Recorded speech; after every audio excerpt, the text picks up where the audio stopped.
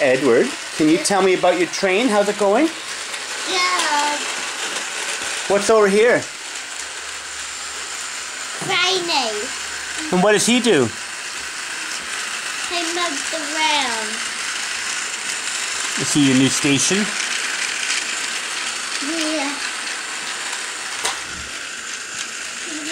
And what's this train's name here? Little Tina. And the other one? Emily. Now, how many stations do you have now on your train? 1, 2, 3. And how many cranes do you have? 1, 2, 3. I got 1, 2, 3 here. And I got lots of toys.